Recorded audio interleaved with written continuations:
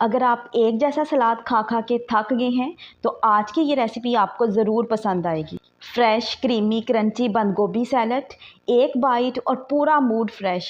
इस सैलड को आप लंच, डिनर या फिर बीबीक्यू के साथ सर्व कर सकते हैं और सबसे अच्छी बात यह है कि ये बहुत जल्दी तैयार हो जाता है, हेल्दी भी और टेस्टी भी। तो चलें फिर बनाना शुरू करते हैं।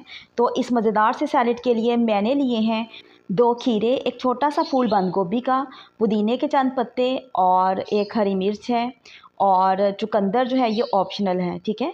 इसके अलावा अगर आप चाहें तो आप इसमें गाजर भी शामिल कर सकते हैं और प्याज भी। तो सबसे पहले मैं कटिंग करूँगी बंद गोभी की।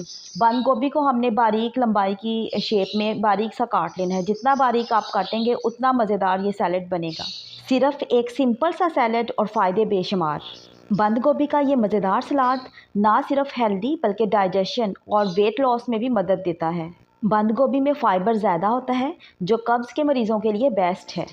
इसमें विटामिन सी होता है जो स्किन को फ्रेश और ग्लोइंग बनाता है। इसके अलावा बंद गोभी जिस्म को हाइड्रेट भी रखती है। अगर आप डाइट पे हैं और कुछ हेल्दी खाना चाहते हैं तो ये बंद गोभी का सलाद आपके लिए परफेक्ट है। चलें जी, बातों ही बातों में मैंने कर ली बंद गोभी की बारीक सी कटिंग और उसके बाद मैं अब कटिंग करूँगी खीरे की। तो खीरे का हम छिलका उतार लेंगे। अगर आप चाहें तो आप छिलके समेत भी इसकी कटिंग कर सकते हैं, ठीक है। तो छिलका उतारने के बाद जो खीरा है इसको भी मैं लंबाई की शेप में ही काटूंगी, ठीक है। जैसे हमने बंद गोभी की कटिंग की है उसी तरह से ही हम खीरे की कटिंग करेंगे बारीक सी लंबाई की शेप में। बंद गोभी की तरह खीरे के भी बेशुमार फ़ायदे हैं। ये भी कॉन्स्टिपेशन के मरीज़ों के लिए बेस्ट है, जिस्म को हाइड्रेट रखता है, स्किन फ्रेश होती है इसके खाने से, और भी इसके बहुत सारे फ़ायदे हैं, ठीक है।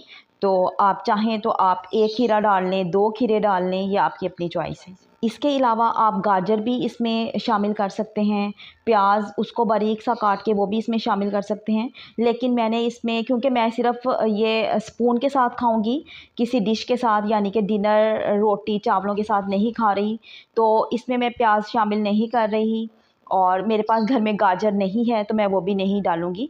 आपके पास अगर घर में गाजर हो तो आप लाज़मी शामिल कीजिएगा।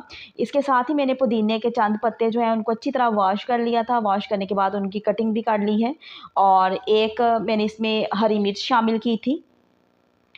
तो ये तमाम चीज़ें ऑप्शनल हैं, अपने टेस्ट के अकॉर्डिंग आप शामिल कर सकते हैं। यहाँ पे अब मैं इसमें शामिल करूँगी दही, ठीक है। तो दही के मैं 2 चम्मच इसमें डाल लूँगी और इसके साथ मैं दही के अलावा मैं इसमें शामिल करूँगी मेयोनीज़।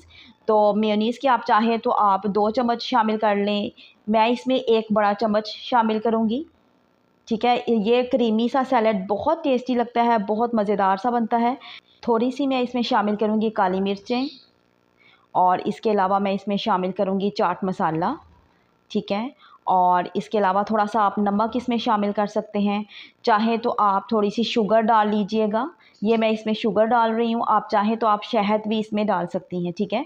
और 1 लीमू या फिर हाफ़ लीमू का रस आप इसमें शामिल करें, बहुत रिफ़्रेशिंग लगेगा, बहुत टेस्टी बन जाता है लेमन जूस से।